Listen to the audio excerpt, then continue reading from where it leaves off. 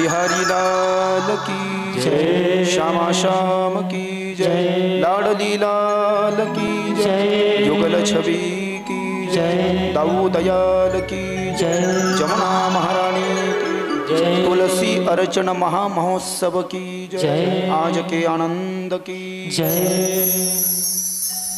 कि नमः कुंज विहारण्य स्वामी श्री हरिदासाय गुरुनाम गुरवे नमः। श्री राधे मेरी स्वामिनी और मैं राधे जू को दास, जन्म जन्म मोहे दीजियो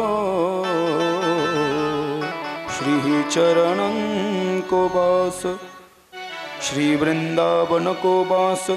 भक्त भक्ति भगवंत गुरु चतुर नाम बपू एक, इनके पद वंदन किए नाशत विघ्न अनेक।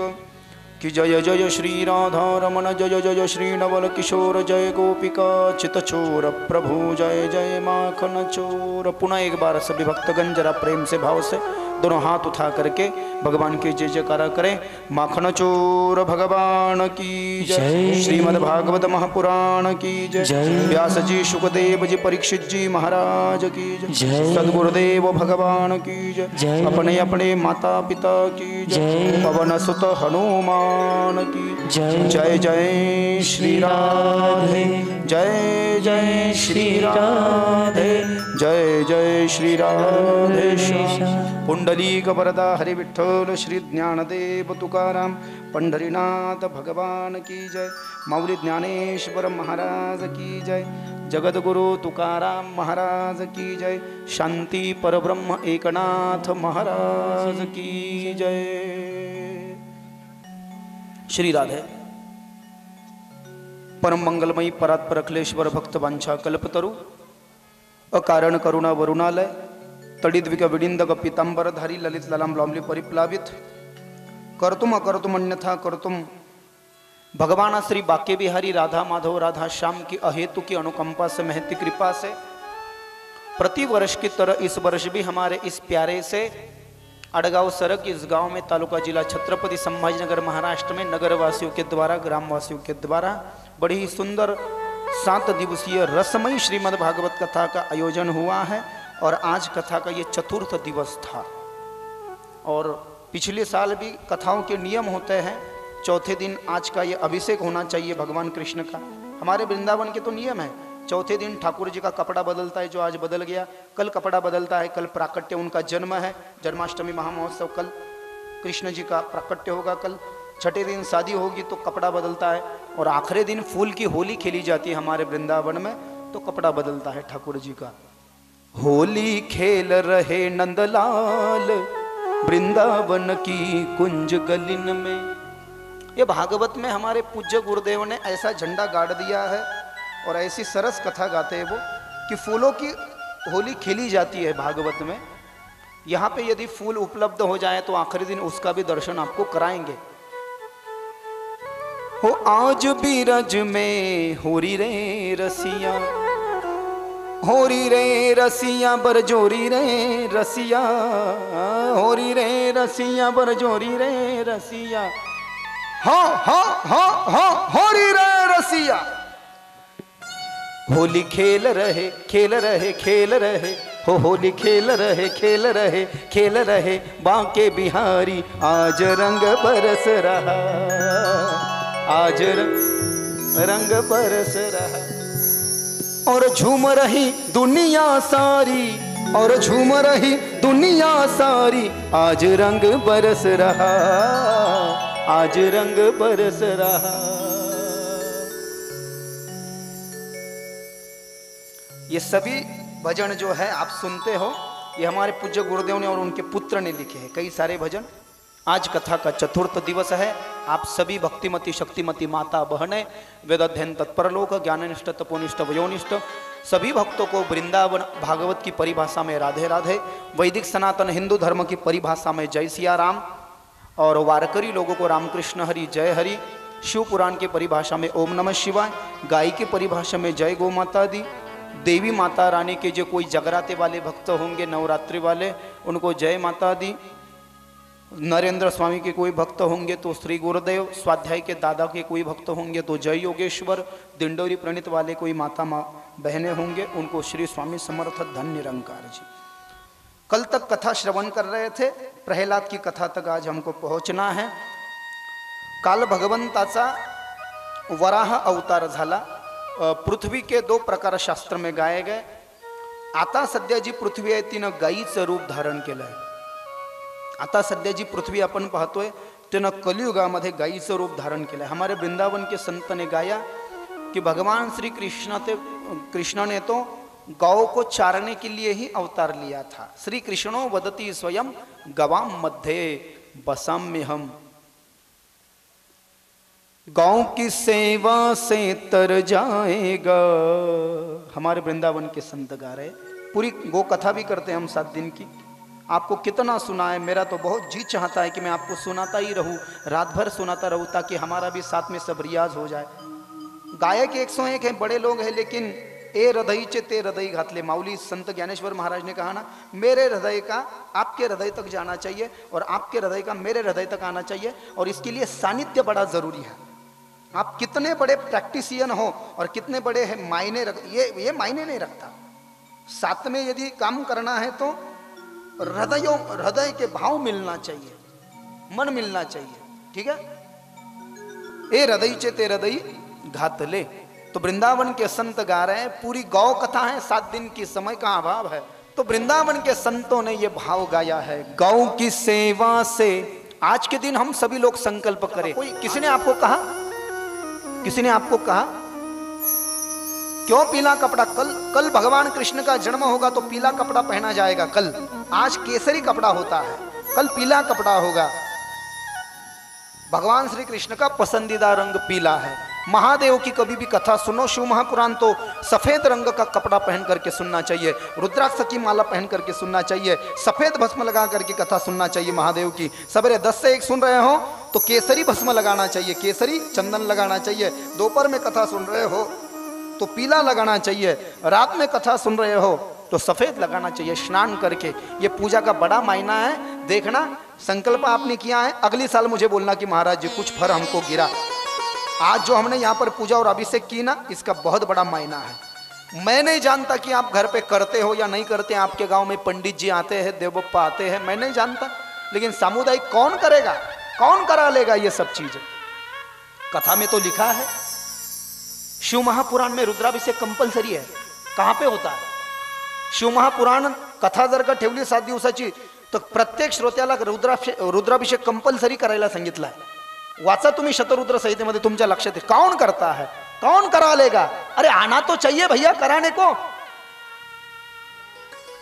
क्योंकि आप अभी भी सोचिए कि हजारों साल तप करते थे लोग, तभी भी भगवान स्वप्न में भी दर्शन नहीं दिया करते थे।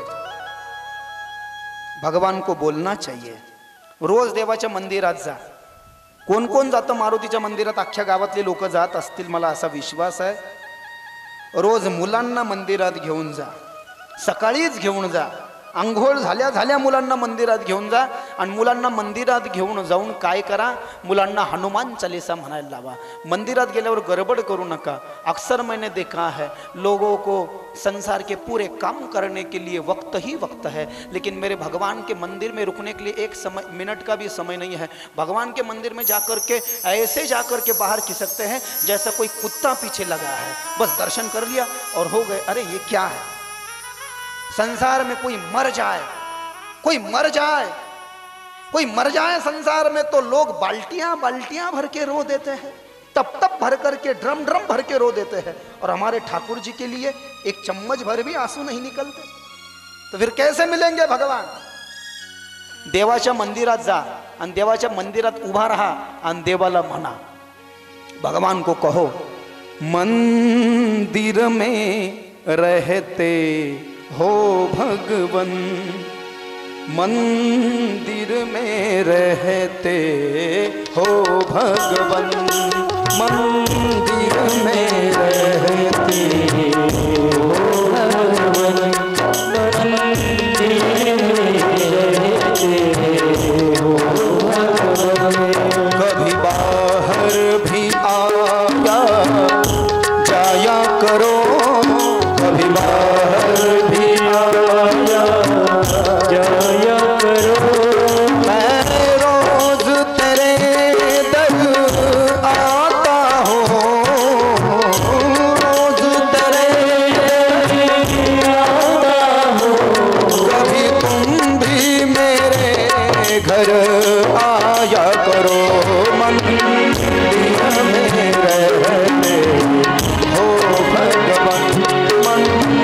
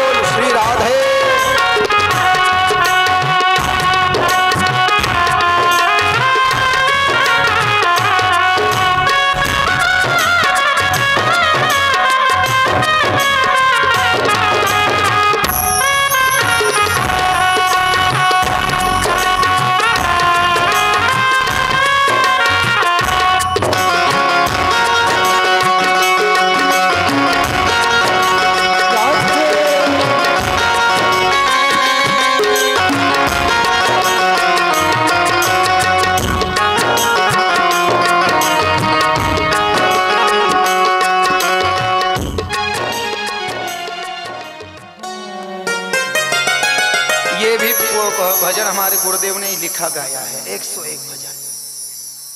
मंदिरामध्ये रोज मंदिरात जा बर का। आपल्याकडे मराठी बोलतात ना महाराष्ट्र, मराठी में इसका अर्थ देखेंगे, बड़ा सुंदर है। रोज मंदिरात गेल्यानंतर एक काम करा, देवाला म्हणा मंदिरामध्ये राहतोस रे भगवंता, कधी मधी बाहेर तू पण येत जाणारे, मी रोजच तुझ्या मंदिरात येतो। हे देवा मी रोजच तुझ्या मंदिरात येतो, कधी मधी बर का देवाला म्हणायचं असं, कधी मधी तू पण आमच्या घरी चहा पाणी घ्यायला येत जाणारे, कभी तुम भी मेरे घर आया करो। तो ऐसे कथा के भाव है। हमारे वृंदावन में दो ही भक्तियां की जाती है, कौन सी? बस दो। एक तो होती है नाम जप भक्ति, बस राधे राधे राधे। और दूसरी भक्ति होती है श्रृंगार भक्ति। श्रृंगार भक्ति माने कि ठाकुर जी को सजाना, उनका श्रृंगार करना, उनको अच्छा अच्छा कपड़ा पहनाना, माल्यार्पण करना, अच्छा अच्छी मालाएं, अच्छा अच्छा यज्ञोपवीत पहनाना। ठीक आहे। वृंदावनामध्ये गेल्यानंतर तुम्हाला भगवान श्रीकृष्णाचं असं स्वरूप दिसेल की तिकडून तुम्हाला वापसच नाही यावं वाटायचं। म्हणजे आता वापस तर यावंच लागतं आपल्याला, काम धंदा करायला इकडं तिकडं जरी तीर्थ, पण वापस नहीं यावं वाटत। मैं तो आना ही नहीं वाला था, वो तो मेरे माता जी की जिद थी, भैया इतना सीखा है तूने, कम से कम अपने महाराष्ट्र को ये रस पिला। मैंने माता जी को कहा, माता जी नहीं, मैं वृंदावन रहूँ तो अच्छा है, बहुत बड़ी लिफ्ट मिल जाएगी मुझे, मैं आस्था संस्कार चला जाऊंगा। महाराष्ट्र के लोग समझते नहीं, महाराष्ट्र के लोग सभी महाराज को एक ही तराजू के पलड़े में तोलते। मग त्याच्यात काय, ते भी महाराज आणि तुम्ही भी महाराज, अरे असं कुठं असतं का काय? हां, तुम्ही हे तर पहा, किती वर्ष आळंदीला कोण राहिलंय, किती वर्ष हरिद्वारला राहिलं, किती वर्ष वृंदावनला, असं कसं? हां, मी आईला म्हणलं आपल्या लोकांना काही कळतच नाही आई, और ऐसे से कब होगा फिर? तो माताजी ने कहा हो जाएगा एक दिन जरूर।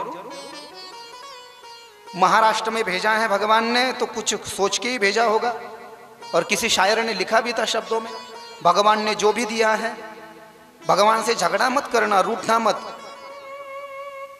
कोई ज्ञानी ब्राह्मण मिल जाए, कोई ज्ञानी गुरुदेव मिल जाए, कोई ज्ञानी पंडित मिल जाए तो समझ लेना कई वर्षों के हमारे पुण्य जग गए हैं, तब जाकर के मिलते हैं, ऐसे से नहीं मिलने वाले। फिर माता जी ने कहा भगवान से झगड़ा मत कर, महाराष्ट्र में भेजा है, संतों की भूमि है, कभी न कभी तुझे भी लोग देंगे, तू चिंता मत कर। क्योंकि मैं भी चाहता हूँ कि वृंदावन में जो 5-5 करोड़ के आश्रम बने महाराज लोगों के, कि हमारे महाराष्ट्र में कुछ हो ऐसा, लेकिन लोग नहीं समझते इस बात को। तो फिर मुझे एक ये शेर याद आ गया कि भगवान ने जो आपके बारे में सोचा है वो अच्छा ही सोचा होगा। और फिर मैंने थोड़ा सा चिंतन किया कि भगवान ने क्यों भला मुझे महाराष्ट्र में भेजा। फिर मैंने सोचा भैया महाराष्ट्र में सबसे पहले तो अंतर्राष्ट्रीय वक्ता मैं हूँ, जो महाराष्ट्र में किसी ने किया नहीं। मैं संतवाणी टीवी चैनल पर चला गया और जिसपे हमने कथा की पिछले वर्ष, पूरी दुनिया में उस कथा को हिंदी में किया और वारकरी काले का कीर्तन भी हिंदी में किया। गुजरात से फ़ोन आया मुझे, राजस्थान से फ़ोन आया मुझे, छिंदवाड़ा मध्य प्रदेश, ग्वालियर मध्य प्रदेश, यूपी एमपी आदि आदि फ़ोन आया, महाराज जी बड़ी गजब की कथा गाते हो। हाँ, तो मेरा हृदय को बड़ा सुकून मिला। भैया महाराष्ट्र का आदमी कहे या न कहे, लेकिन बाहर राज्य का आदमी बोल रहा है महाराष्ट्र के आदमी को, वो जो है ना उसकी सराहना कर रहा है, तो बस चित्त प्रसन्न हो गया, चित्त आनंदित हो गया। और मुझे भी पता चल गया जो मैंने रास्ता पकड़ा है वो सत्य का रास्ता है। देर आए दुरुस्त आए, देर आए दुरुस्त आए, थोड़े आए चित्त साह्य झालिया। और एक शेर है, भगवान आपको वो नहीं देते, भगवान आपको वो नहीं देते जो आपको अच्छा लगता है। काय म्हटलं मी? भगवान आपको वो नहीं देते जो आपको अच्छा लगता है, भगवान हमेशा आपको वो देते हैं जो आपके लिए अच्छा है। महाराष्ट्र में मुझे आगे चल करके, मैं तो नहीं समझता, कोई बात नहीं हो तो अच्छी बात है, लेकिन महाराष्ट्र में भगवान ने हमको भेजा। प्रेम से बोलो श्री राधे। कोई कंपटीशन ही नहीं है ना। फिर मैंने सोचा अरे बात, ये बात बहुत अच्छी है, एमपी यूपी चले जाते तो फिर टॉप 5 में आ जाते, टॉप 10 में आ जाते, लेकिन महाराष्ट्र में ऐसे ही एक नंबर है, लोगों ने ही बना दिया यूट्यूब इंस्टाग्राम के माध्यम से। हाँ, कोई कंपटीशन नहीं है, कोई कंपटीशन नहीं है। आप में भी मत रखना, बस भगवान से प्रेम और भजन करते रहना। ये विधि से मैंने कहा, ये विधि इतना लाभदायक है, इतना लाभदायक है। कृष्ण के भक्तों को ये विधि रोज करने को कहा है। जसं वारकऱ्यांना हरिपाठ काकडा कंपल्सरी है। मी काय म्हटलं, वारकऱ्याला जसा हरिपाठ आणि काकडा उठा उठा साधू संत साधा आपुले हित, गेला गेला हनर देह मग कैसा भगवंत उठून ये वेगेसी चला जाऊ रावळासी जळती पातकाच्या राशी, काकड आरती देखलिया उठून या पहाटे विठ्ठल पहा उभा विडे चरणता ये जे गोमटे, अमृतदृष्टी अवलोका जागी करा, रुक्मिणी बरा देवा हे नित स्वर्गा विके नंबल नकरा द्रष्ट होईल तयासी। पान नंबर 7 अभंग नंबर 3 वारकरी भजनी मालिका नंबर 3 बंकट स्वामीची भजनी मालिका, काकड्याचे 12 अभंग कंपल्सरी म्हणायला पाहिजे वारकरी लोकांना। जे वारकरी म्हणतात स्वतःला 65 अभंग, कोण कोण काकडा म्हणतं इथं? अवघे हरुजनम येऊनी आले राऊळा, दोन्ही कर जोडून विनविती गोपाळा, काहो तुम्ही निश्चिंतीने निढिले ते हरी, मानिले सुख आम्ही वाचू कैशा परी, उठा व्हावे उठा सावध व्हावे, क्षमा सकळा द्यावे, जयाजी वासना तया तैसे पुरवावे। आपको क्या लगा मैं वृंदावन का आदमी हूं तो ये नहीं आएगा? मैं तो पहले वारकरी हूं ना, पहले मैं काकड़ा के 65 अभंग गाता हूं और शाम को हरि पाठ गाता हूं। देवाची ये द्वारी उभा क्षणा भरी, तेणे मुक्तिचारी साधियेल्या हरिमुखे म्हणा, हरिमुखे म्हणा पुण्याची गणना कोण करी, हरिमुखे म्हणा, हरिमुखे म्हणा पुण्याची गणना कोण करी. हरिपाठाचे 27 अभंग. या हरिपाठाचाही मी असा अनुभव घेतला भागीनाथ भाऊ, मला माहित नाही पण हरिपाठ सुद्धा मी सवळ्यात म्हणतो. सवळ्यात म्हणजे हे सवळं आहे. अशोक भाऊनी पाहिलं, अशोक दगडू पठाडेत ना, कारण की अशोक पठाडे मंडपवाले पण आहेत आपले, माईकवाले पण, तुम्ही पण अशोक पठाडे म्हणून म्हणलं अशोक दगडू पठाडे. इसको क्या बोलते, अपरस, याला म्हणतात सवळं. तुम्ही आंघोळ करून आलेत याला सवळंच म्हणायचं आहे. आंघोळ करून आल्यानंतर जर का ह्या कपड्यावर तुम्ही लघुशंकेला गेला नसाल तर ते झालं सवळं. ये कपडा पहन करके भोजन नहीं कर सकते, ये जो मैं 2-3 दिन से इसको अपरस बोलते. सवळं कद म्हणजे काय हो, म्हणजे देवाचा कपडा. देवाचा कपडा हे घालून देवाचंच काम झालं पाहिजे. याच्यावरती बाथरूमला जाऊ शकत नाही तुम्ही. संध्याकाळी मी जी संध्या करतो, संध्याकाळी संध्या झाल्यावर माझा ज्ञानेश्वर महाराजांचा आणि एकनाथ महाराजांचा हरिपाठ म्हणणं कंपल्सरी आहे. ते सुद्धा मी सवळ्यात करून घेतो. इतकी कृपा झाली देवाची, काहीच विषय नाही. तुम्ही हरिपाठ करा, हरिपाठ करता करता पावल्या खेळा, टाळी वाजवा. टाळी वाजवता वाजवता रक्ताभिसरणाची क्रिया चांगली होईल. आणि मी तुम्हाला इथे व्यासपीठावर बसून सांगतोय माझा अनुभव. तुम्हाला जर का अन्नपचनाची समस्या असेल, तुम्हाला जर का पोटदुखीची समस्या असेल, गुडघादुखीची समस्या असेल, कमरामध्ये गॅप आला असेल, मानेचं हाड दुखत असेल, मान दुखत असेल, तर हरिपाठानं ते सगळं पळून जातं. एवढी मोठी शक्ती आमच्या वारकरी संप्रदायाच्या ज्ञानेश्वर महाराजांच्या हरिपाठामध्ये. पण ते आपल्याला करत नाही. आपल्यावर काय झालंय सांगू का, खरं खरं सांगू का तुम्हाला, माझा राग आला तरी चालेल, मी तुमचाच आहे. आपलं काय झालं, बाहेरच्या बाबानं येऊन काही सांगितलं का आपल्याला ते खरंच वाटायला लागतं. मी टीका नाही, मी वास्तविकता सांग. बरं किती महाराज असे आहेत, किती महाराज, मोरारी बापू, गोस्वामी मृदुल कृष्णजी महाराज, कृष्णचंद्र शास्त्री ठाकुर, देवकीनंदन ठाकुर जी, अनिरुद्धाचार्य जी, बागेश्वर धाम सरकार, इन्होंने तो उपाय नहीं बोले, इन्होंने तो नहीं कहा ये चढ़ाओ वो चढ़ाओ. बाकी महाराज तो नहीं बोल रहे, तो फिर आपको समझना चाहिए ना इस बात को. ये जो हम कुछ कर रहे, कोई बोल रहा है तो ये गलत है, ये समझना चाहिए हमको. और जो हम कर रहे वो ग्रंथों में लिखा है क्या, जो हम कर रहे वो ग्रंथों में लिखा है क्या. जे ग्रंथात लिहिलेलं नाही ते जर का केलं तर चौका लग जाएगा, बेड़ा गर्क हो जाएगा. फिर नारायण भी आपको बचाने वाले नहीं है, फिर कोई बचाने वाला नहीं है. मलाही खूप सांगता येते असं, माहिती का, मी खूप सांगू शकतो असं, पण देर आहे दुरान. मी जर का ते सांगायला सुरुवात केलं ना भागीनाथ भाऊ, खोटं बोलत नाही तुम्हाला, एका महिन्यातच 1 कोटी जमा होतील. हे आपल्या लोकांच्या लक्षातच येत नाही. एका महिन्यात 1 कोटी जमा होतील भाऊसाहेब, आणि आपल्या 4 कथा असतात चॅनलवर होऊन जाईल. पण ते करून मला नरकात नाही जायचंय. मी जर का सांगितलं ना ये करो वो करो, सवेरे उठो और लाल कपडे पहन लो, हे सगळे उपाय जे आपण करतो, हे लाल किताब नावाचं पुस्तक आहे, हे शिवमहापुराणात लिहिलेले उपाय नाही. हा शिवमहापुराण में क्या लिखा है, भगवान को अभिषेक कराना चाहिए, गंगा जल का अभिषेक कराना चाहिए, दूध का अभिषेक कराना चाहिए. शिवमहापुराण में कहाँ पे लिखा है, महादेवाला मध चढवा म्हणून कुठं लिहिलंय, मध लावलेलं पान चढवा असं कुठं लिहिलंय, काली मिरच चढाव शिव को कुठं लिहिलंय. अरे देवाला जर का काळी मिरच दिली तर ठसका लागल ना त्याला, तुमचं चांगलं करील का वाईट करील तो, काळी मिरच. आणि कुठं, बस मला याच्यापेक्षा जास्ती काही बोलायचं नाही.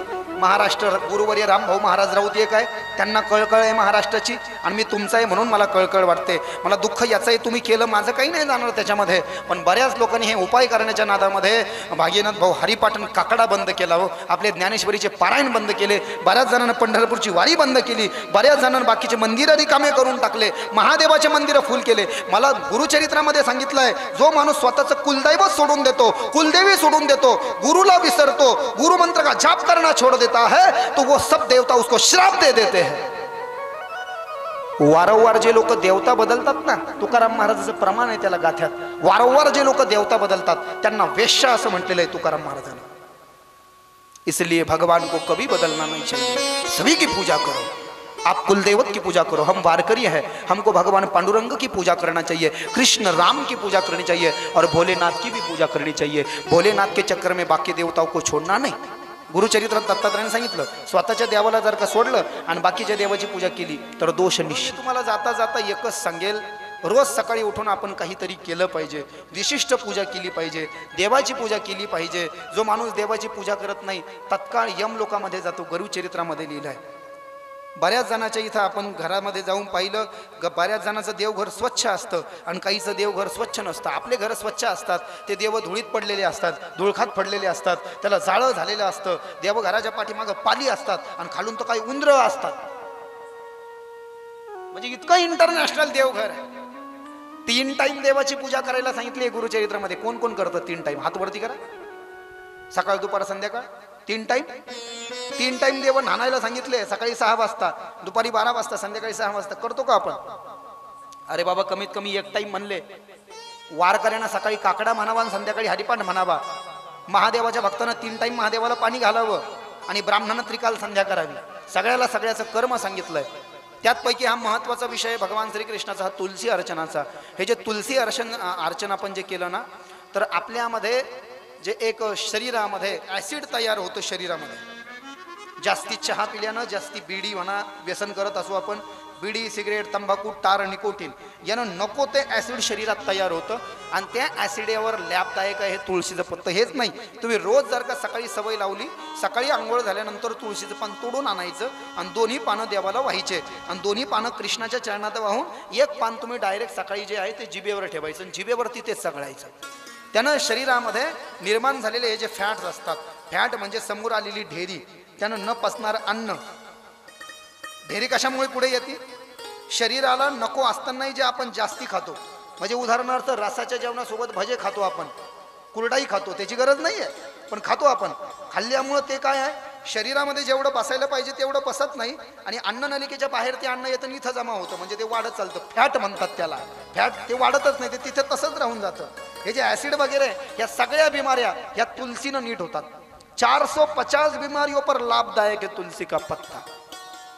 बेलाचं पानही जर का चावून खाल्लं तर त्याचाही फायदा येते. शिवमहापुराणात आपण ऐकू.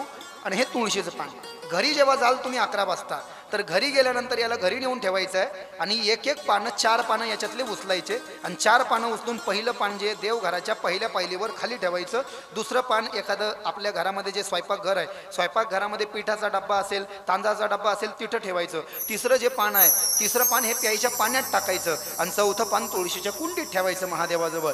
उद्या सकाळी आंघोळ झाल्यानंतर देवाची पूजा करताना अक्षता टाकून तो जो देव ठेवला आहे आपण कृष्ण रंगणात काढून घ्यायचं, जागेवर ठेवायचं आणि हे तुळशीचे पानं सकाळ दुपार संध्याकाळी 1-1 पान तुम्ही सगळा, किंवा सकाळ दुपार संध्याकाळ थंड पाण्याच्या एका ग्लासमध्ये टाकून प्या, किंवा तुम्ही डिकासिन जे पेत असाल बिना दुधाचा चहा त्याच्यात टाकून प्या, किंवा तुमची जखम झालेली असेल त्याच्यावरती त्या 2-4 पानाचा रस करा, त्याच्यावर टाका. तुम्हाला सर्दी खोकला जुखाम झाला असेल त्याच्यावर टाका. सर्दीचा त्रास आहे, हे सगळ्या याच्यावर हे लाभदायक आहे. मी काही तुमचा डॉक्टर नाही आणि तुम्ही काही माझे पेशंट नाही आणि मी काही इथं आयुर्वेदाचा काही कॅम्पही घ्यायला आलो नाही. लक्षात आलं का? फक्त ही माहिती महत्वाची होती म्हणून मी तुम्हाला सांगतो जे ग्रंथात लिहिलंय. बोलिये वृंदावन बिहारी लाल की. शुकाचार्य राजा परीक्षितीला सांगतायत 1च तासाची कथा आहे, प्रल्हादाच्या कथापर्यंत जायचं आहे. भगवान विष्णूचा कपिल महामुनीचा अवतार झाला. कर्दम नावाचे ऋषी, कर्दम नावाच्या ऋषीनं 10,000 वर्ष सरस्वती नावाच्या नदीच्या तटावरती भगवंताची तपश्चर्या केली.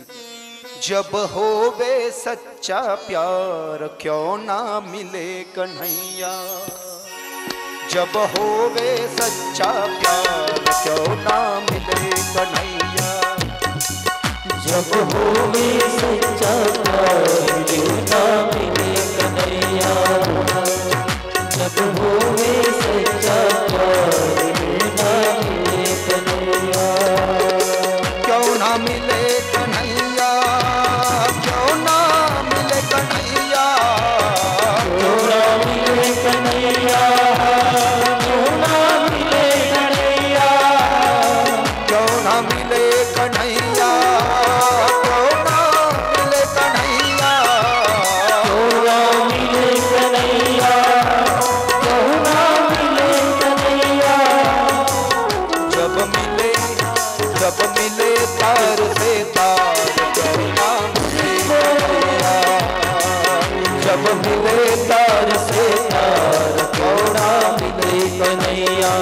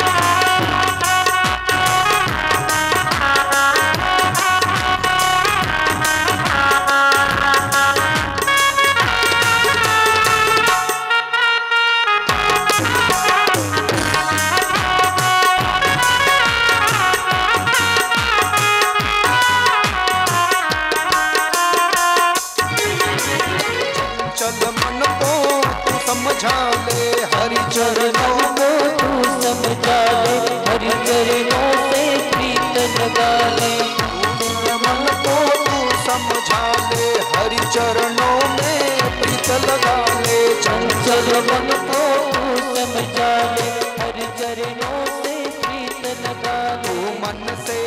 तू मन से तुझ अहंकार क्यों ना मिले कन्हैया, क्यों ना मिले कन्हैया, क्यों ना मिले कन्हैया, क्यों ना मिले कन्हैया, क्यों ना मिले कन्हैया।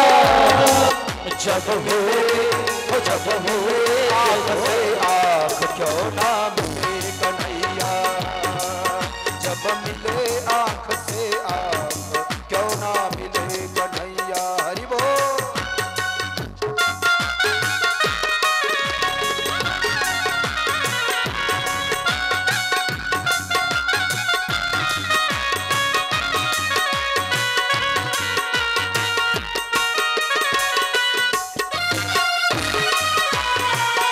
राधे राधे।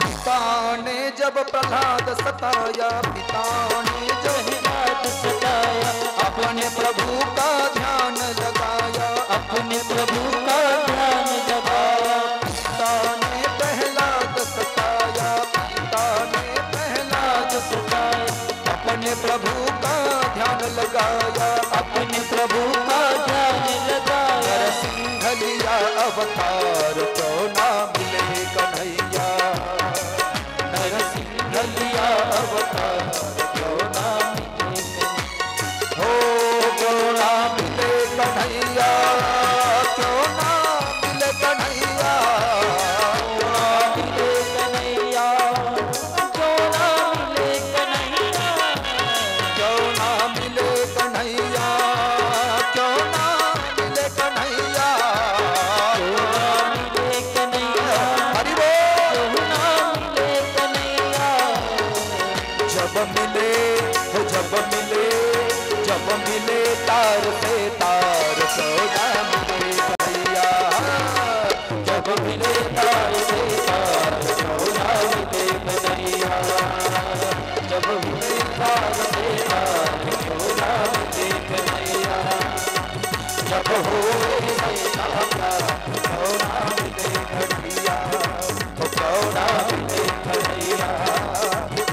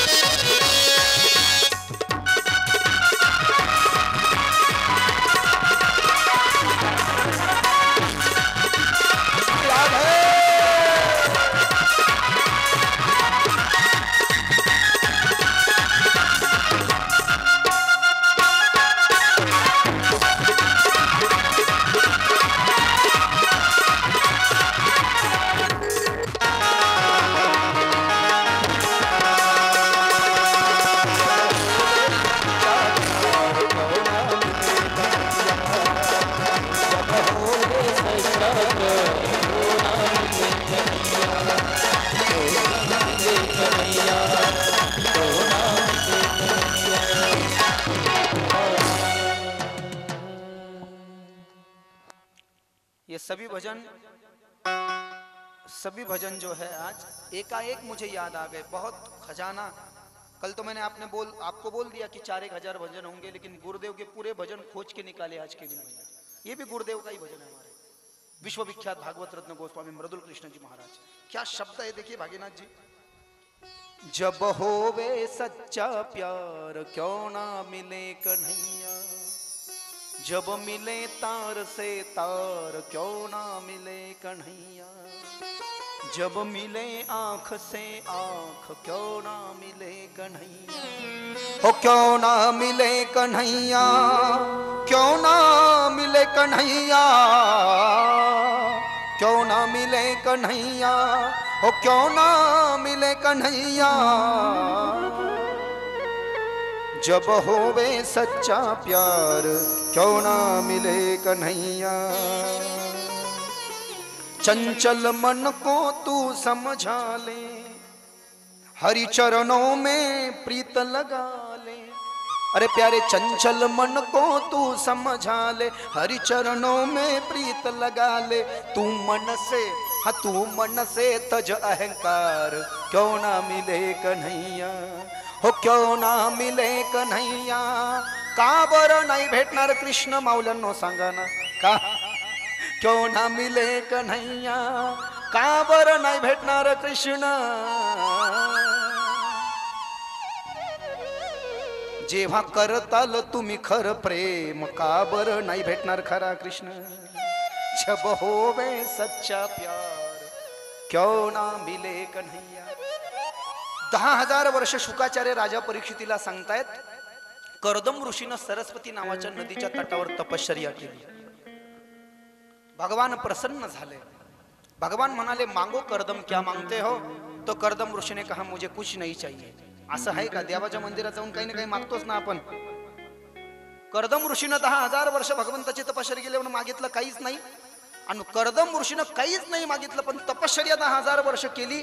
असा भक्त कर्दमासारखा पाहून भगवान विष्णूंना रडू आलं, आणि भगवान विष्णूच्या डोळ्यातल्या अश्रुधारा, भगवान विष्णूच्या डोळ्यातल्या अश्रुधारा जिथं पडल्या, त्या अश्रुधारापासून बिंदू सरोवर तयार झालं पाकिस्तानमध्ये।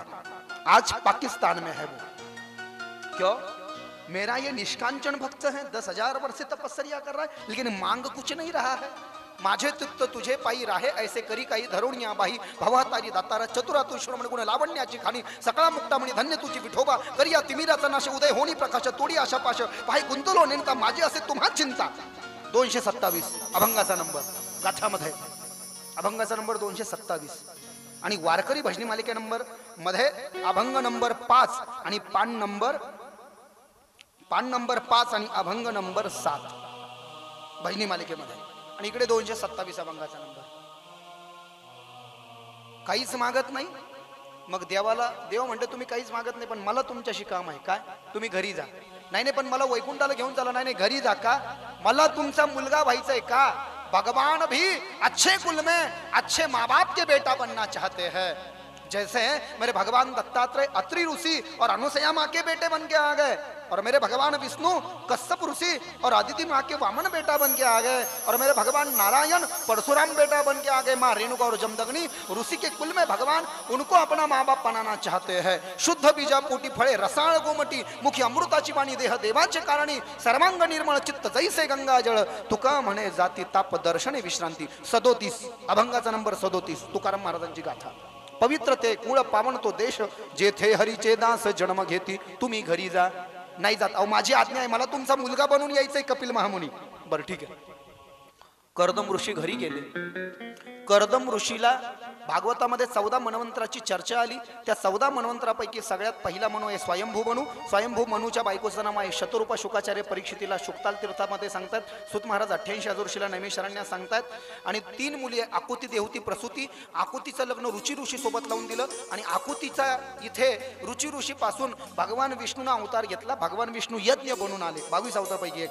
बोलिये यज्ञ नारायण भगवान की जय। दुसरी मुलगी देवती, तिचं लग्न कर्दम ऋषी सोबत लावून दिलं, आणि यांच्या तिथे भगवान विष्णू कपिल महामुनी बनून जन्माला आले। बोलिये कपिल नारायण भगवान की जय। तिसरी मुलगी प्रसूती दक्षाला दिली, आणि कपिल महामुनीनं कपिल महामुनीच्या जन्माच्या आधी देहुती मातेपासून कर्दम ऋषीला 9 मुली झाल्या.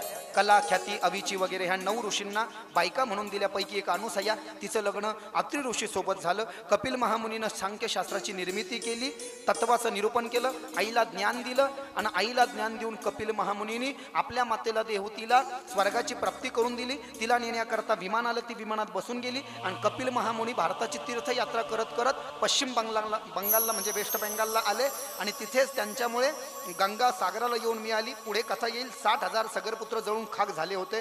सगर राजाचे 60,000 पुत्र त्यांच्या यज्ञाचा घोडा इंद्रानं चोरला आणि तिथं येऊन बांधला. कुठे? कपिल महामुनी जवळ. त्या 60,000 पोरांमधलं कपिल महामुनीच चोर आहे असं समजून तलवार घेऊन मारायला गेले. कपिल महामुनीला जळून खाक झाले.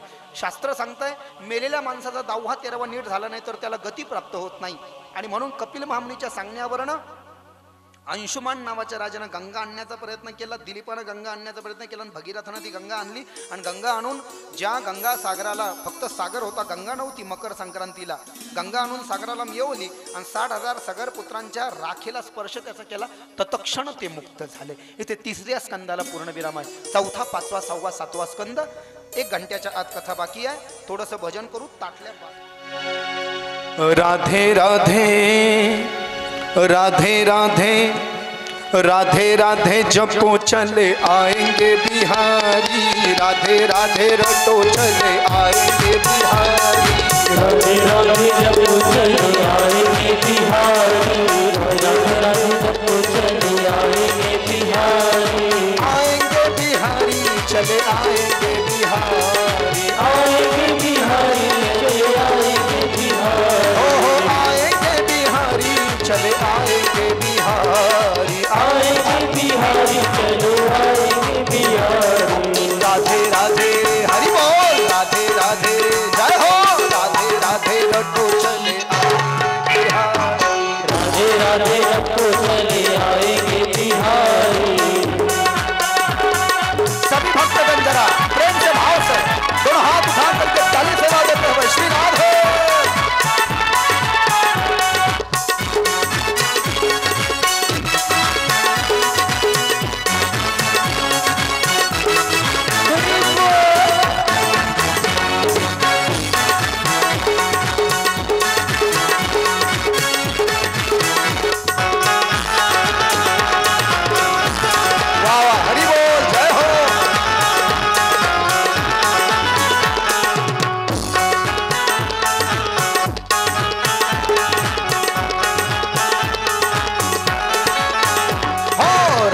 मेरी चंदा चकोर है बिहारी. राधे मेरी चंदा चकोर है बिहारी.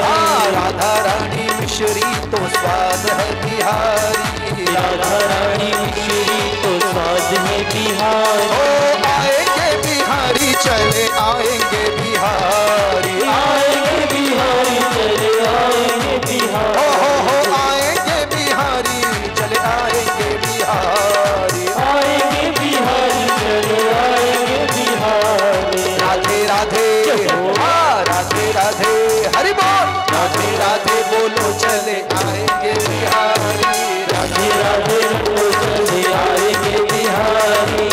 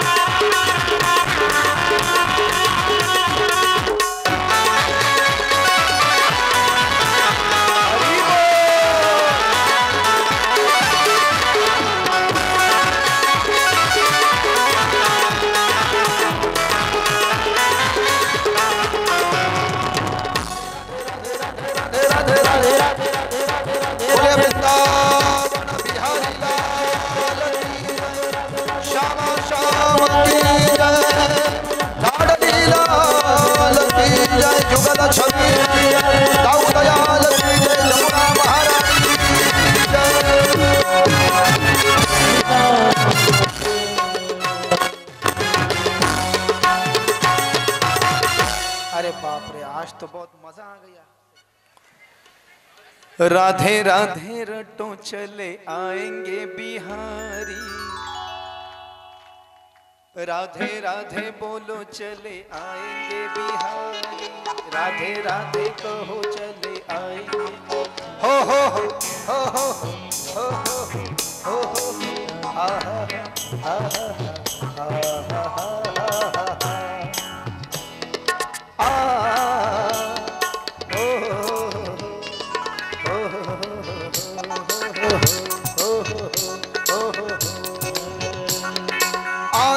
बिहारी चले आएंगे बिहारी, आएंगे बिहारी चले आएंगे बिहारी, हो आएंगे बिहारी चले आएंगे बिहारी, आएंगे बिहारी चले आएंगे। हो राधे राधे हरि बोल, राधे राधे जय हो, राधे राधे रटो चले आएंगे बिहारी, राधे राधे चले आएंगे बिहारी,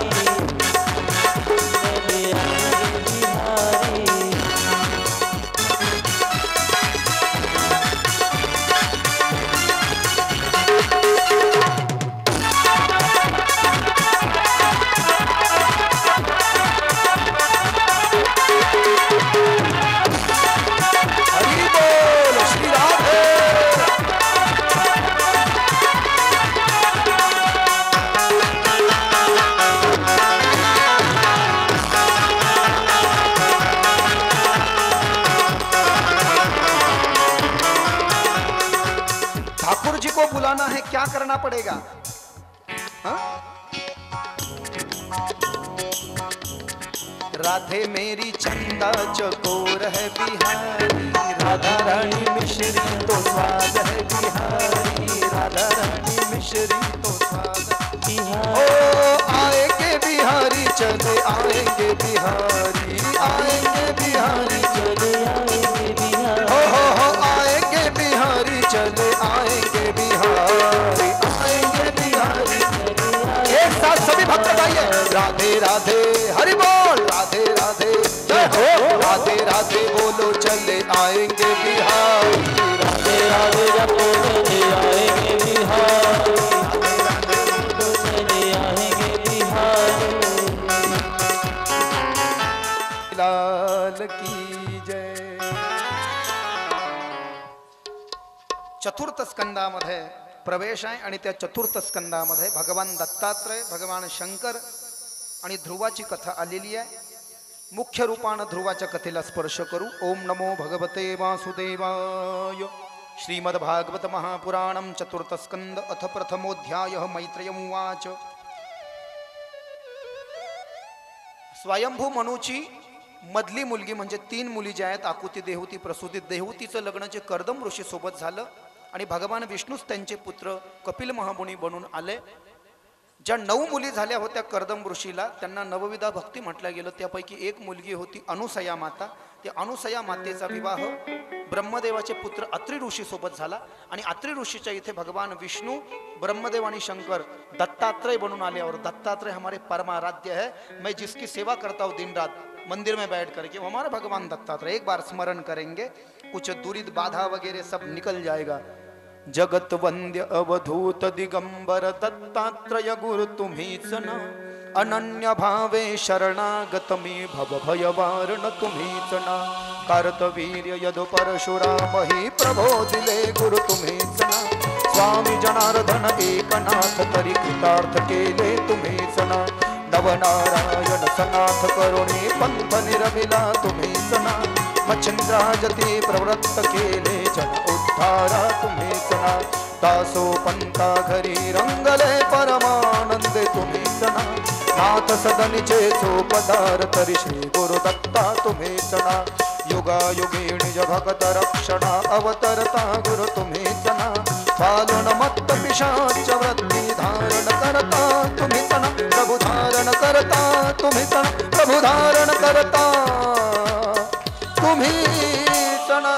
अवधूत चिंतन श्री गुरुदेव दत्त दत्त दत्त दत्त। दत्त जयंतीच्या दिवशी मार्गशीर्ष महिना शुक्ल पक्ष पौर्णिमा तिथी रोहिणी नक्षत्र वार गुरुवार संध्याकाळी 6 वाजता ब्रह्मा विष्णू महेश ब्राह्मणाच्या रूपात आले आणि अनुसया माताजी गर्भवती आहे, तिला नग्न भिक्षा मागितली आणि तिच्या पातिव्रत्याच्या तेदानं 3 जण दत्तात्रय झाले. अत्रेः पत्न्यनु सुयाहा त्रिजज्ञेषु यशस्सुतान दत्तम दुर्वाससं सोमम आत्मेशं ब्रह्म संभवान. भगवान शंकर हे दुर्वास झाले, भगवान ब्रह्मदेव चंद्र झाले आणि भगवान विष्णू दत्त झाले. भगवान विष्णू जे दत्त झाले तेच दत्त पुढे श्रीपाद श्री वल्लभ झाले, नरसिंह सरस्वती झाले, माणिक प्रभू झाले आणि स्वामी समर्थ झाले भगवान दत्तात्रय. पुढे भगवान शंकराची कथा आली आहे. याच्यामध्ये स्वयंभू मनूची 3री मुलगी प्रसूती. या प्रसूतीचं लग्न ज्या दक्षासोबत झालं होतं, दक्षाला 60 मुली झाल्या आणि 60 मुलीमध्ये सगळ्यात लहान मुलगी सती. सतीनं शंकरावर प्रेम केलं. सारे गांव से दूध मंगा कर शंकर को नहला दो, मेरे पिंडी को नहला दो, मेरे बाबा को नहला दो. ये शिवरात्रि के दिन भगवान शंकर से प्रेम कर बैठी सती और शिव को पति मान लिया और शिव के साथ में विवाह करने की जिद ठान ली अपने पिता से. दक्ष की इच्छा थी कि सती का विवाह नारायण जैसे किसी व्यक्ति से हो जो दिखने में सुंदर हो. आज के जमाने में हम क्या अपेक्षा करते हैं बिटिया की शादी में कि दुल्हा हो, ढेरी गार्ड नहीं बॉडीगार्ड हो, हा? और वो अकेला ही हो, घर में देवरानी नहीं हो, जेठानी नहीं हो, म्हणजे जावा जावा नसल्या पाहिजे घरात. बरोबर आहे ना. सासू सासरे नस. आमच्या तिकडचं सांगतोय, इकडे चांगलं आहे सगळं, सिटीतलं सांगतोय. हा, दक्षासोबत सतीचं लग्न झालं. यज्ञामध्ये 59 मुलीने 59 जावयांना बोलवलं, सतीला बोलवलं नाही. सती तरी पण पिता भवन. श्रीमद परमहंस गोस्वामी तुलसीदास जी कह रहे तुलसी रामायण में, सतीला कळालं माझ्या बापाच्या घरी यज्ञ आहे. शंकर म्हणले मी नाही जाणार. सतीला रडू आलं, तू जा तू जा. आई वडिलाच्या इथे मुलगा आणि मुलगी न बोलवता जाऊ शकते, शास्त्र. गुरुच्या इथे शिष्य न बोलवता जाऊ शकतो. भागवत कथेमध्ये भागवत ऐकणारा न बोलवता जाऊ शकतो. नंदीला घेऊन सती आली. श्रीमद परमहंस गोस्वामी तुलसीदास बड़ी सुंदर चौपाई गा रहे हैं तुलसी रामायण में. ओ पिता भवन जब गई भवानी, पिता भवन जब गई भवानी, पिता भवन जब गई भवानी, पिता भवन जब गई भवानी. दक्षत्रास का हुनस न मानी, दक्षत्रास का हुनस न मानी. सागर मिली बहुरी एक माता, सागर भले एक माता. भगिनी मिली बहुत मुस्काता, भगिनी मिली बहुत मुस्काता.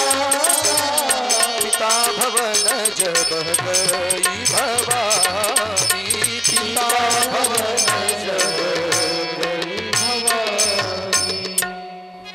बापाच्या घरी जेव्हा गेली सती. ये चौपाई का अर्थ. पिता के घर पे जब गई सती, पिता भवन जब गई भवानी. किसी ने सन्मान नहीं किया. गुरुचरित्रामध्ये परत सांगितलं, माझ्या सगळ्या ताई नीट ऐका. लग्न झाल्यानंतर, ताईचं लग्न झाल्यानंतर त्या ताईच्या माहेरी जर का तिच्या नवऱ्याचा मान करत नसेल ना, तिचे आई वडील म्हणजे सासरवाडीमध्ये जावायचा मान करत नसेल, भगवान दत्तात्रय गुरुचरित्रात लिहितात त्या ताईनं तिथं पाय ठेवू नये. स्वतःच्या आई बापाच्या घरी पाणी पिणं तर दूर, पाय सुद्धा ठेवू नये असं दत्तात्रयनं लिहिलं. आणि याच्या उपरही ती ताई जर का तिथं पाणी पित असेल, जेवण करत असेल, तिच्या एवढी हुशार कोणीच नाही. कोटी कोटी प्रणाम आहे. दत्तात्रय लिहितात, लग्न झाल्यानंतर त्या ताईच्या त्या माऊलीच्या माहेरी जर का तिच्या नाव, हे सती की कथा हमको सीख देती है. सती भगवान शंकर को नाराज करके बाप के घर पे आ गई और वहां पे जो यज्ञ चल रहा था ना, यज्ञ में चारों दिशाओं में 4 कलश रखे जाते हैं. ईशान्य की दिशा में जो कलश रखा जाता है वो भगवान भोलेनाथ का होता है. वो तो रखा ही नहीं. सती को बड़ा गुस्सा आ गया, ये मेरे पति का अपमान है और उनका अपमान सह करके मुझे जीवित रहने का कोई हक नहीं है। यह जान करके उसने आंखें बंद कर ली और अपने पति का ध्यान करके शिव से मन ही मन क्षमा याचना की और उस हवन कुंड में छलांग लगा दी। माँ सती का देह का त्याग हो गया। शिव को बड़ा गुस्सा आ गया। कभी गुस्सा नहीं करते, नाम तो भोलेनाथ है, भोलेनाथ इसलिए जटांग की गांठ लगा रखी है, रुद्राक्ष की माला लपेट रखी है, रुद्राक्ष की माला तोड़ करके फेंक दी जमीन पर और जटा की गांठ छोड़ दी। जटा मन के एक दो बाल अपनी जटा से ऐसे अलग किए और पत्थर पर दे मारे। एक दोन केसा से उपट ले म्हणजे जटा।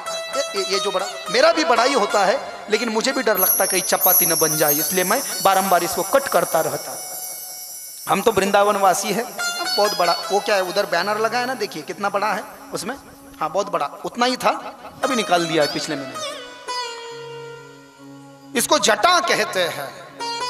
ये जटा का एक बाल निकाल करके पत्थर पर दे मारा, उसमें से वीरभद्र का निर्माण हुआ। जाओ दक्ष की गर्दन काट करके यज्ञ की पूर्णाहुति कर डालो। दक्षाचं शिर कापलं वीरभद्रानं। ज्यांनी शंकराचा अपमान केला होता त्यांचे दात पडले, काहीच्या मिशा उपटल्या, काहीचे डोळे फोडले। दक्षाचं मुंडकं कापून यज्ञकुंडामध्ये टाकलं आणि मग दक्षाचं मुंडकं कापून यज्ञकुंडात टाकलं। त्याचं धड घेऊन दक्षाची बायको शंकराची सासूबाई प्रसूती बसली। स्मशान शांतता, भगवान शंकर तिथे आले। सगळेजण म्हणाले आपका नाम ही भोलेनाथ है, जैसे भी थे आपके ससुर थे, जीवित कीजिए ना भोलेनाथ। भोलेनाथ को पुनः दया आ गई। भोलेनाथ ने ब्रह्मा जी की ओर देखा, ब्रह्मा जी इशारों को समझ गए। ब्रह्मा जी ने अपने मन से मनोमय नाम के चक्र को छोड़ा। चक्र जंगल में गया और सामने से एक बकरा आ रहा था। बकरे के सिर को चक्र ने काटा और बकरे के सिर को लेकर के चक्र जब पुनः वापस आया तो शिव की आज्ञा से ब्रह्मा ने उस बकरे के सर को दक्ष जी के धड़ पर बिठाया, अमृत संजीवनी मंत्र का प्रयोग किया। दक्ष जी पुनः जीवित हो गए। दक्षाला बकऱ्याचं मुंडकं लागलं आणि मग महादेवाच्या पाया पडायला लागलं। काऊन भाऊ, तुला माणसाचं मुंडकं होतं तेव्हा नाही कळालं का? माणसाचं मुंडकं होतं तेव्हा देवाचा द्वेष केला, बकऱ्याचं मुंडकं लागलं शंकराच्या पाया पडायला लागलं। हे एका मोठ्या पर्वतावर गेला, गुडघे खाली टेकवले, वाळूचं शिवलिंग तयार केलं। कलियुगामध्ये पार्थिव शिवलिंग म्हटलंय त्याला, नीट ऐका। शिव महापुराणामध्ये सांगितलंय नदीच्या पाण्याखालची वाळू, सरोवराच्या पाण्याच्या खालची वाळू, तळ्याच्या पाण्याच्या खालची वाळू, या वाळू आणायच्या आणि त्यानं पार्थिव शिवलिंग बनवायचं आणि पूजा झाल्यावर त्याचं विसर्जन। पार्थिव इट मीन्स दॅट म्हणजे काय, जसं 10 दिवस गणपती बसतात आणि विसर्जन म्हणजे पार्थिव गणपती। 9 दिन में माता रानी बैठती है और पुनः विसर्जन, पार्थिव दुर्गा पूजन। तसं पार्थिव सत्ययुगामध्ये रत्नाच्या लिंगाची पूजा केली जायची, शिव महापुराणात सांगितलं। त्रेतायुगामध्ये सोन्याचं लिंग बनवलं जायचं शिवलिंग। द्वापार युगामध्ये पाण्याचं आणि पार्थिव शिवलिंगाच्या पूजेचं महात्म्य कलियुगात सांगितलं। नाहीतर आपण शेतातली माती पण आणू शकतो, मातीमध्ये पाणी टाकून चिखल करू शकतो। दक्षानं मातीचं शिवलिंग तयार केलं, डोकं खाली टेकवलं, गुडघे जमिनीवर टेकवले, बकऱ्याचा आवाज काढला, ब्या ब्या ब्या, बोंब मारली आणि टाळी वाजवली। असा नमस्कार दक्षानं केला बकरा झाल्यावर, बकऱ्याचं मुंडकं लागल्यावर। तेव्हापासून शंकराला असा नमस्कार करावा असं वर्णन आहे।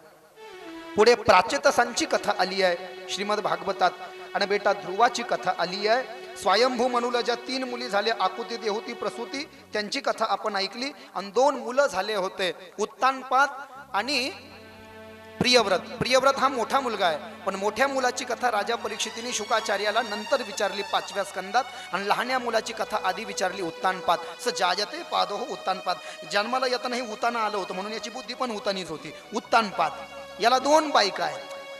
शुकाचार्य राजा परीक्षितीला सांगतात, मोठीचं नाव आहे सुनीति और दूसरीचं नाव है सुरुचि। सुनीति, सुनीति जो धर्म को साथ में लेकर के चलती है। पत्नी भी कैसी होनी चाहिए बोले, धर्म को साथ में लेकर के चले। इसलिए हमारे शास्त्रों में पत्नी को भी काम पत्नी नहीं कहा गया है, गौर फरमाना जरा बात की ओर, धर्म पत्नी कहा है, जो धर्म को साथ में लेकर के चले, धर्म पत्नी। और कौन है धर्म पत्नी उत्तानपाद की? सुनीति है, जिसके बेटे का नाम ध्रुव है। ध्रुव बेटे की आयु 4.5 साल की है। दुसरी एक बायको आहे राजाला, जिचं नाव सुरुची आहे, तिला एक पोरग आहे उत्तम नावाचं, त्याचं वय 4 वर्षाचं आहे। ही लहानी बायको मोठ्या बायकोचा द्वेष करते, दोघीचे भांडणं होतात। म्हणून सुरुचीनं सुनीतीला गावाच्या बाहेर महाल बांधून द्यायला सांगितलं आणि तिच्या मालाचं नाव ध्रुव आहे। ध्रुवाला आपल्या बापाचं नाव माहिती नाही। ध्रुव ध्रुवाच्या मित्रासोबत रोज खेळ खेळू लागला। सगळे पोरं म्हणले आज आपण वेगळा खेळ खेळू। कोणता खेळ खेळायचा? म्हणले बरफ का गोला, शिवना पाणी बरंच खेळतो आपण, आज काय करू, आपण पांढरा खडू हातात घेऊ आणि काळ्या फळ्यावर आपल्या आईबापाचे नावं लिहू, असं पोरं बनले। सगळे पोरं आपल्या आई बापाचे नाव लिहायला लागले. ध्रुवानं सुद्धा आपल्या आईचं नाव लिहिलं, पण ध्रुवाला बापाचं नावच माहित नव्हतं. कारण की राजाच माझा बाप आहे ध्रुवाला माहिती नाही. सावत्राई द्वेष करते ध्रुवाच्या आईचा आणि ध्रुवाचा. ध्रुवाला जेव्हा स्वतःच्या वडिलाचं नाव लिहिता आलं नाही, शुकाचार्य राजा परीक्षितला सांगतायत, मुलं ही देवा घरची फुलं असतात और उनका हृदय बड़ा कोमल होता है बच्चों का. मुलं चिडवायला लागले ध्रुवाला, निबाप्या रे निबाप्या, बिना बापाचा रे बिना बापाचा. असं म्हटल्यानंतर ध्रुवाला खूप रडू आलं. ध्रुव के कोमल मन को ये सहा नहीं गया, आंखों से अश्रु धाराएं निकल आई. बेटा ध्रुव रोने लग गया. रोते रोते दौड़ा चला, भागता चला, अपनी माँ के पास आ गया और माता को कहा, माँ तूने आज तक मुझे अपने पिता का नाम नहीं बताया, तू मुझे मेरे पिता का नाम बता. अरे ये क्या हो गया अचानक से बेटा तुझे? अरे लाला हाथ मुंह धो ले, मैं खाना परोस देती हूँ. रोज तू खेल कूद के आता है तो मैं तुझे भोजन परोसा करती हूँ. जा जा भोजन. नहीं नहीं, पहले तू मुझे मेरे पिता का नाम बता, तब तक मैं भोजन नहीं करूंगी. अरे अब कैसे कहूँ, और कैसे कहूँ, तेरा और मेरा नसीब इतना फूटा है कि इस नगर के राजा उत्तानपाद ही तेरे पिता है क्या? राजा मेरे पिता है और हम गांव के बाहर क्यों रह रहे हैं? जब राजा ही मेरे पिता इस बात का ध्रुव को पता चला, ध्रुव को बड़ा आनंद हुआ, दौड़ा चला, अपने पिता के पास आया. माँ बाप अपने बच्चों के लिए जिया करते हैं, सौतेला क्यों न हो, लेकिन ध्रुव से भी बहुत प्रेम करते थे उत्तानपाद महाराज. और लोग जानते थे ये महाराज का पुत्र है, इसलिए जाने के लिए रास्ता दिया इसको अंदर. और ध्रुव बेटा अपने पिता से मिलने के लिए राज दरबार में जाकर के पहुंच गए. सिंहासन पर बैठे थे उत्तानपाद जी महाराज और उन्होंने अपनी एक गोदी में बेटा उत्तम को लिया था. दूसरी गोदी ध्रुव बेटे के लिए खाली थी. ध्रुवाला पाहिलं उत्तानपादानं, आनंदाला पारावार नाही. उत्तानपादाला वाटलं हे उत्तम इकडे बसला, डावीकडे आपण ध्रुवाला बसवू. ध्रुवाला आवाज दिला उत्तानपादानं, बेटा ध्रुव. ध्रुव ने पहली बार ही अपने बाप को देखा और अपने पिता के मुख से अपने नाम को सुन करके ध्रुव का चित्त लालायित हो गया, चित्त आनंदित हो गया. बड़ा ही आनंद हुआ ध्रुव को, मेरे पिता ने मुझे मेरे नाम से बुलाया है. तो ध्रुव ने कहा, हाँ पिताजी, आओ बेटा आओ, हमारी गोदी में बैठ जाओ तुम्हारे भाई के पास. तुझ्या भावाच्या बाजूला माझ्या मांडीवर बस. रिकामी ठेवली ही मांडी मी तुझ्यासाठी. एका मांडीवर तुझा भाऊ बसला, ही दुसरी मांडी तुझ्याकरता रिकामी आहे. ध्रुव पळत पळत आला, वरती चढू लागला आणि बापाच्या मांडीवर बसणार. करुणाजनक प्रसंग आहे, हृदयद्रावक प्रसंग आहे. दुष्ट स्त्री आली, दुसरी बायको आली उत्तानपादाची, सुरुची, उत्तमाची आई, जी द्वेष करतीये ध्रुवाचा आणि ध्रुवाच्या आईचा. तिनं ध्रुवाचा हात धरला आणि हात धरून त्याला ओढलं, गरागरा फिरवलं, जमिनीवर आपटून त्याला खाली पाडलं आणि म्हणाली, का रे तुझी एवढी हिंमत, तुझी एवढी हिंमत, माझ्या माघारी तू तुझ्या वडिलाच्या मांडीवर बसू पाहतोयस? याद राख, ज्या दिवशी तुझ्या वडिलानं माझ्यासोबत लग्न केलं त्या दिवशी तुझा आणि तुझ्या आईचा अधिकार संपला तुझ्या वडिलावरनं. जा आता इकडे येऊ नकोस. तुला जर का तुझ्या वडिलाच्या मांडीवर बसायचं असेल तर या जन्मात तुला मरावं लागेल आणि पुढचा जन्म माझ्या उदरातून घ्यावा लागेल, तरच तुला तुझ्या वडिलाच्या मांडीवर. ऐसी वो स्त्री दुष्ट. ध्रुव को और रोना आ गया. पिताजी तो बहुत अच्छे हैं, मेरा सोतेला भाई भी बहुत अच्छा है, लेकिन माँ ही गलत है. माँ मेरे भाई के और पिता के बीच में रुकावट बन गई. ध्रुव पुनः रोने लगा, अपनी माँ के पास में आ गया. माँ को कहा, माँ तू चलना, मेरा सोतेला भाई बड़ा ही प्यारा है, पिताजी भी बहुत अच्छे हैं, वो तो मुझे अपनी गोदी में बिठाना चाहते थे, लेकिन दुष्ट मेरी वो सौतेली माँ आ गई और उसने मेरा हाथ पकड़ करके मुझे नीचे जमीन पर पटक करके नीचे गिरा दिया. माँ मैं मेरे भाई के साथ में खेलना चाहता हूँ, माँ चल. ध्रुव सुनने की पर नहीं है, सुन नहीं रहा है. बेटा मैं तुझे कैसे कहूँ, हम वहां पे नहीं जा सकते. ध्रुव ऐकत नाही आणि मग सुनीतीला उपरती आली. अरे तू, मैं तुझे कैसे समझाऊं, तू रोना बंद कर.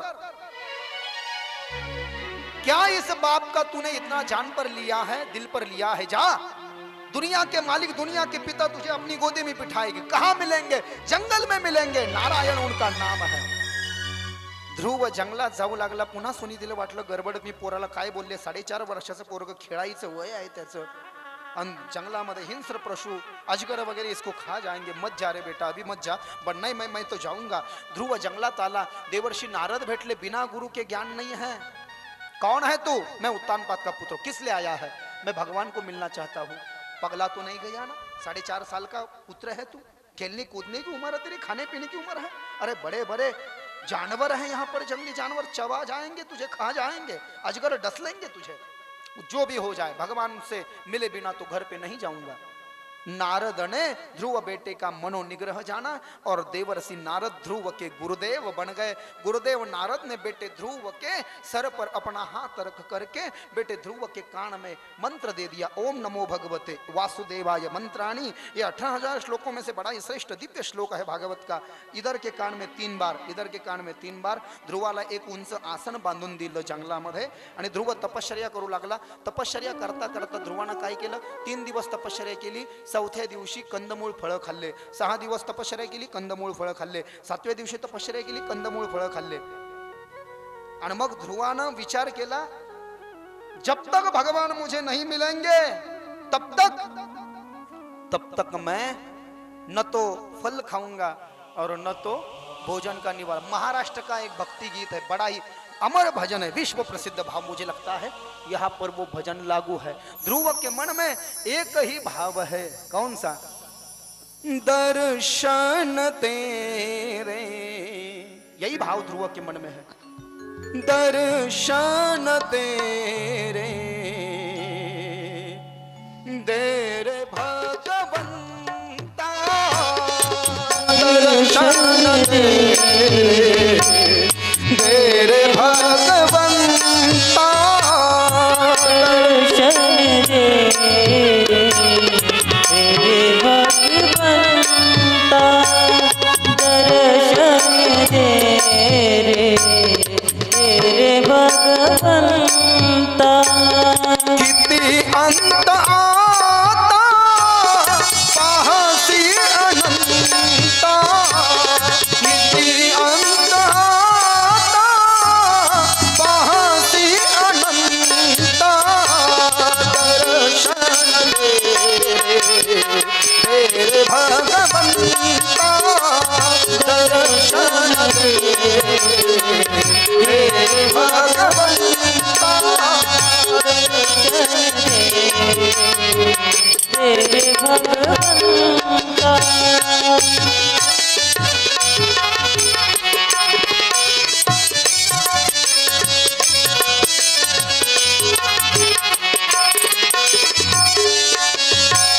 ऐकताच वाणी संत चोखवाची, ऐकताच वाणी संत चोखवाची, भक्ती पाहिली तू गोऱ्या कुंभाराची, भक्ती पाहिली तू गोऱ्या कुंभाराची, तैसे येणे भावे तुझे प्रिय संता, तैसे येणे भावे तुझे रूप संता, दर्शन दे तेरे भगवंता, दर्शन दे तेरे भगवंता।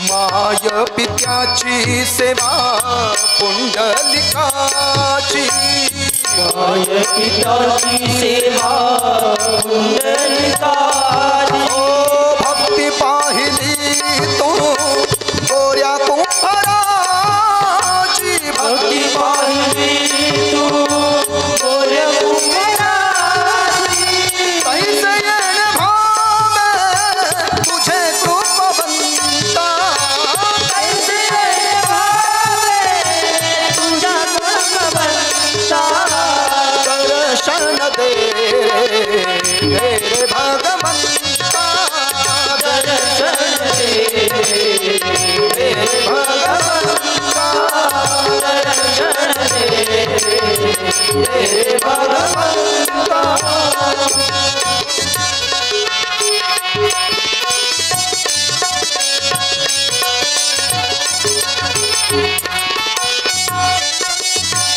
तूच जन्म देता, तूच विश्व करता, तुझ जन्म देता, तुझ विश्व करता, मन शांत होई तुझे गुण गाता,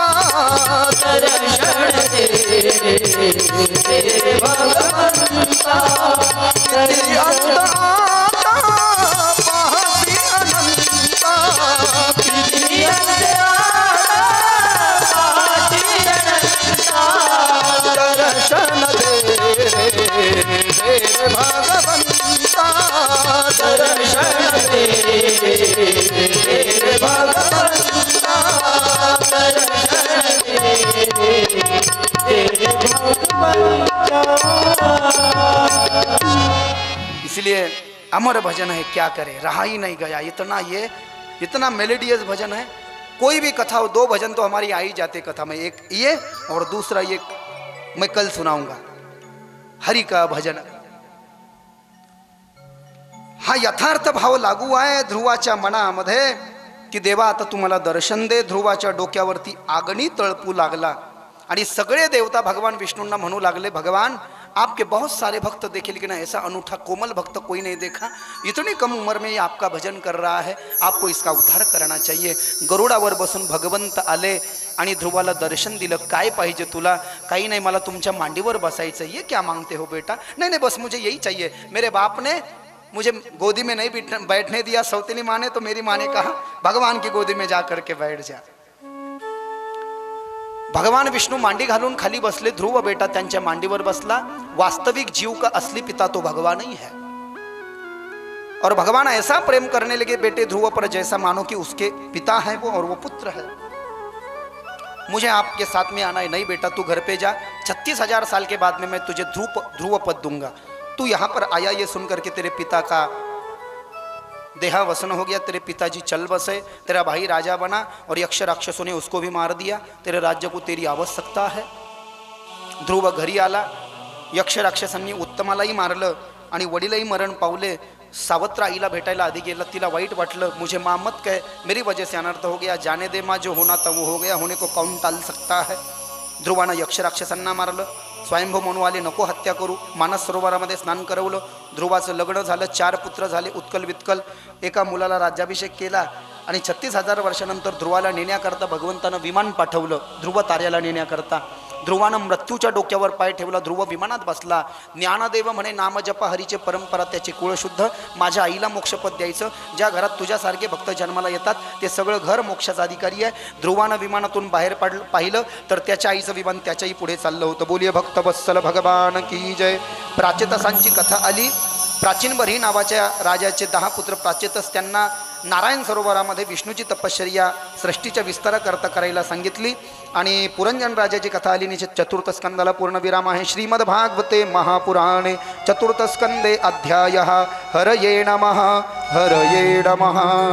ओम नमो भगवते वासुदेवाय। श्रीमद भागवत महापुराणम 5म स्कंद प्रथमोध्याय 10 मिनट की कथा है।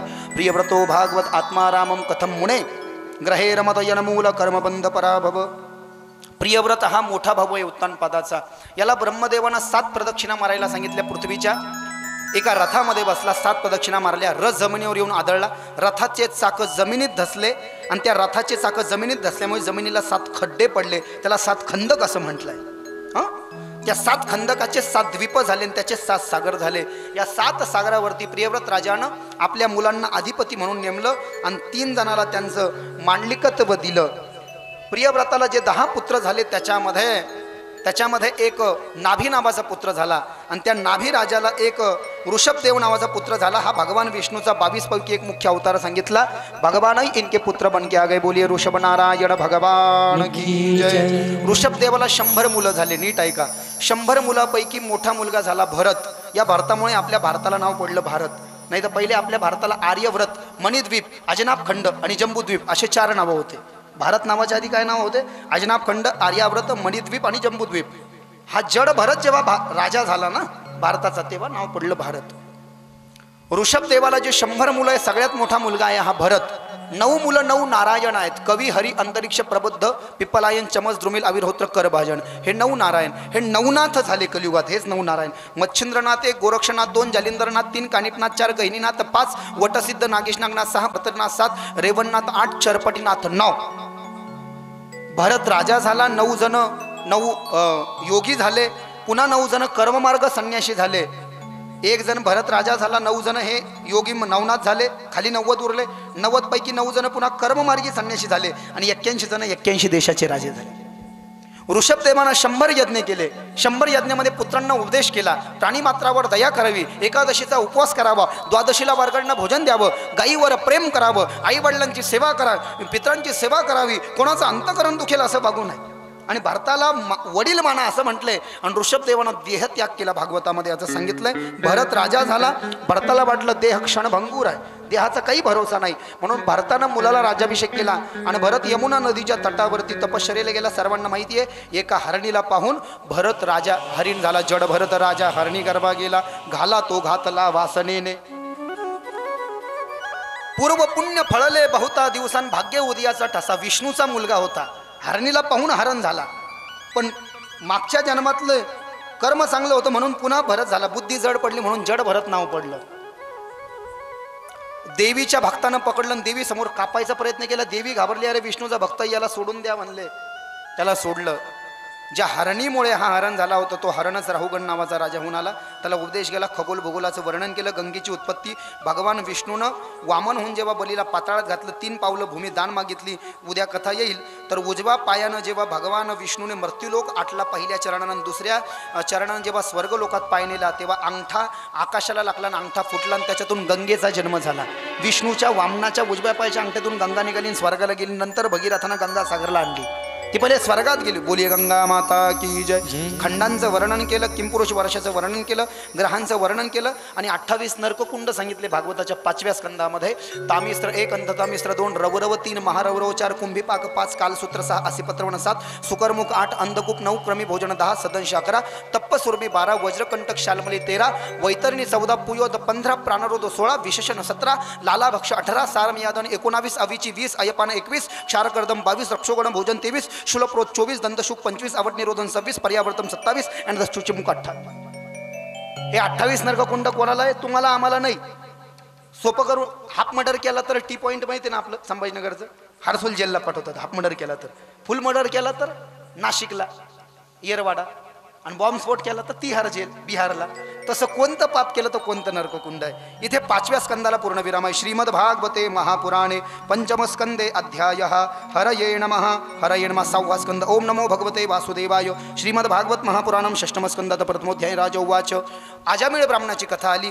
निवृत्ती मार्ग कथितो आदो भागवता यथा क्रमयोगोपलब्धेन ब्रह्मणा यद्य संस्कृती. आजामिळ ब्राह्मणानं स्वतःची बायको सोडून वेश्येलाच बायको मानलं आणि वेश्येपासून तिला 9 मुलं झाले. वेश्या घाबरली. 10व्या मुलाचं नाव एका साधूने सांगितलं नारायण ठेव, आणि नारायण नाव ठेवल्यामुळे आजामिळाचा उद्धार झाला. पुढे दक्षाची पहिली बायको असिकवनी उर्फ पंचजनी सांगितलं, तिच्यापासून दक्षानं 1000 पुत्र उत्पन्न केले आणि त्यांना प्रजावृद्धी करता तपश्चर्या करायला सांगितली. नारदानं त्यांचा रस्ता भटकवला. पुन्हा 1000 पुत्र उत्पन्न केले, त्याचाही रस्ता भटकवला. देवसभेत गुरुचा अपमान केला इंद्रानं, म्हणून गुरुनी देवाचा पक्ष सोडला आणि 3 मुंडक्याच्या विश्वरूपाला गुरुपद दिलं. त्यानं देवाला यज्ञाचा भाग दिला, म्हणून इंद्रानं यज्ञावर बसलेल्या ब्राह्मणाचे मुंडके उडवले. मुंडके तुटले तरी मुंडके तडपडत होते, म्हणून सुतार रस्त्यानं चालला होता किरात, त्याच्या कुऱ्हाडीनं त्याच्या मुंडक्याचे आणखीन तुकडे केले. तर त्याचे 3 पक्षी तयार झाले विश्वरूपाच्या 3 मुंडक्याच्या तुटलेल्या, कल, विकल, कपिंजल आणि तैतरीय. इंद्राला ब्रह्महत्येचा दोष लागला. तो ब्रह्महत्येचा दोष इंद्रानं 4 ठिकाणी वाटला. पाण्यावरचा बुडबुडा 1, झाडावरचा डिंक 2, न पिकणारी जमीन 3 आणि विटाळशी श्री 4. त्वष्टा ब्रह्माचा मुलगा होता विश्वरूप. माझ्या मुलाचे 3 मुंडके इंद्रानं उडवले. त्याला राग आला. त्यानं यज्ञात आहुती टाकली. विश्वरूप व्रत्रासूर बाहेर आला आणि व्रत्रासुरानं देवाला हरवलं. ददीजी ऋषीच्या अस्थी आणल्या आणि ददीच्या ऋषीच्या अस्थीनं इंद्रानं व्रत्रासुराचा वध केला. इंद्राला पुन्हा ब्रह्महत्येचा दोष लागला. मानस सरोवरामध्ये इंद्र गेला आणि ब्रह्महत्येच्या दोषातून मुक्त झाला. व्रत्रासुर मागच्या जन्मातला चित्रकेतू नावाचा राजा होता. त्याच्या बायकोचं नव्हतं. कृतदूते 1 करोड लग्न राजानं केले, त्याला मुलगा झाला नाही. अंगिरा नावाचे ऋषी आले, नारद आले, एक आंबा दिला. कृतदूतीला आंबा दिला, तिला मुलगा झाला. तो मुलगा तिला झाला म्हणून बाकीच्या सवतींना राणीच्या पोराच्या गुटीत विष टाकलं, पोरग मारून टाकलं, म्हणून राजा राणीला वियोग झाला. राणी लोळू लागली जमिनीवर. राजाला पाहुल्या नाही गेलं, म्हणून चित्रकेतू नावाचा राजा विमानात बसला आणि विमान आकाशमार्गाने जाऊ लागलं. खाली पाहिलं, जंगलामध्ये भगवान शंकर माता पार्वतीला मांडीवर घेऊन बसले होते. नवरा बायकोच्या गोष्टी कान लावून ऐकूनही बऱ्याच जणांना सवय राहते ती.